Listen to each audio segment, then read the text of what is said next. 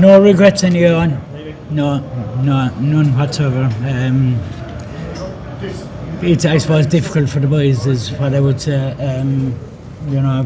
From my point of view, it's, I'm delighted that we put in the performance we did. I suppose disappointed the fact that they didn't get over the line because they've tried so hard. So it's mixed on is what I would say. So close to getting something out of it. Absolutely, look, so near and yet so far, but at the same time, wouldn't look back and say it was because of this, that, or anything else. I just spoke to them inside.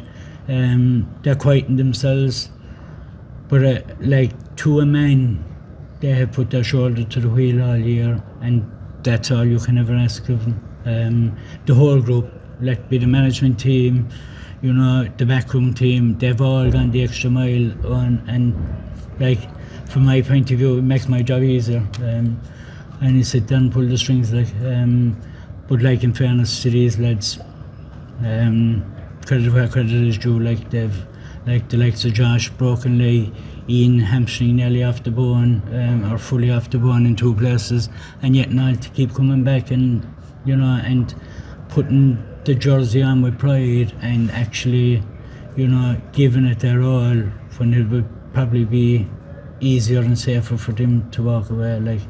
That's what it's about for me, looking at them lads.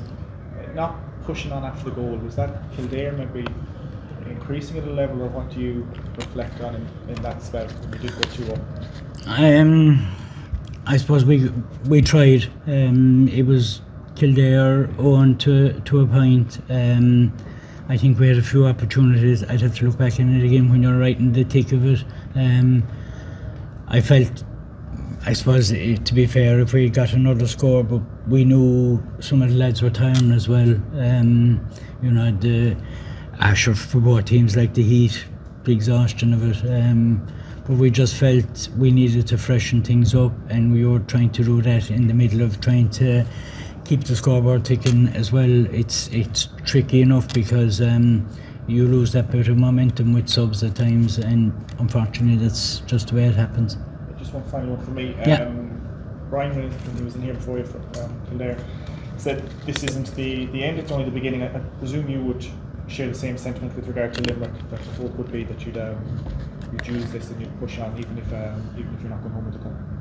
Yeah, absolutely. Look, we've been on a phenomenal journey all year. We went up to Longford. It was a 2-pointer at the end that took us to a draw game. There was this 17-game unbeaten run. Then we were in Rackeel against Wexford last. But from London on, it's been a phenomenal journey. It's you're building a week on week. You're with them night, since early December we've been with them 3 nights a week we'd say let it be a collective gym, 2 training sessions and a Sunday morning again. So I suppose we're spending more time with them, but you get to know people, you get to know the ins and outs of them. I suppose these lads, they're special in their own way, because they're mad about the jersey. They have fierce pride and passion in what they do, and sometimes it's not easy walk to. I see an interview with Killian prior to the game, and unfortunately it is the fourth sport probably in Limerick, but they still walk tall. They still put in the effort. It's special to see people, coming out off the field there and watching them looking to meet the boys. Look, that's very special for the boys. Sometimes you don't have that happening, but that's the journey they're on, and that's the journey we'd hope to stay on, because Division 3 is next year. It's a phenomenally competitive division on paper, looking at it at this moment in time, but we're hoping to build something, and it has to be sustainable. Limerick football has been through peaks and troughs and continuous. Even if we could get to a flat line and say you're sustaining it year on year, and sure we don't have to look too far. They're no near neighbours out the road. But whatever we build, it's got to be, I suppose, progressive in my head, looking forward always the time and sustainable. Jimmy, I suppose Look. you talk about the journey and the end of the journey and the way it ended, kind of going down swinging with the chance to send it to extra time.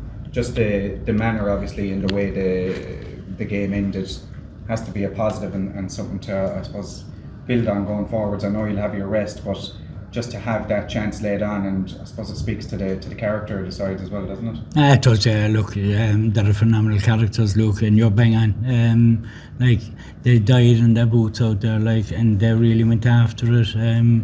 Like 4 points down, James kicked the score, and sure went hell for leather. I'd say there was 50 seconds on the clock at that stage, you know, but that's them. That is them. That's the way Micheál Cahill has them trained to be, you know, when you're looking at the scoreboard, know what's on the clock, use the time, when the hooter goes, you know exactly it's the last play.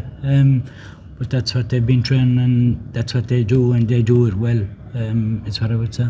We talk about maybe football being down the pecking order in Limerick, but it is days like this, isn't it? And the fans that got out today, just speaking during the week to Barry, talking about in Killian School there, the lads trying to be James Naughton and score the 4-12. It's days like this that build towards the future, like you were saying, it's part of a wider journey. It is, look, it is, you know, you look out there and you look into the Hogan stand after the game, like where the families were, but there was a lot of support out there for him. From my point of view, that's special to see for the lads, you know, to actually enjoy it. And then as you're coming across the queues, like there's more there. But it's even, I was watching, we were in a shop during the week, and like there's people asking for their autographs and stuff like that. Look, hey, I was talking to a girl yesterday, her young fella plays with Clahan, but this young fella wants to play football again. That's what they have done. Coming into this game, obviously there were players carrying knocks. It's a long season where there are players maybe battling out there, and obviously at this stage of the season you have to push through the pain. You do, yeah, and there was, and obviously we made changes based on the level of getting through. Like there was no more left in the tank, you know, and that's the reason we made the changes. Like they'd left it all out there, and the heat contributed to that factor. Like Emmett, in fairness to him, only trained this week. James, similar, but you know, you take them gambles. Luke, to be fair to them, they left it all there. Ian tired, Tommy tired, and that's only from looking out at them. They'd probably tell me in their own way there was more in them, but that's testament to their character.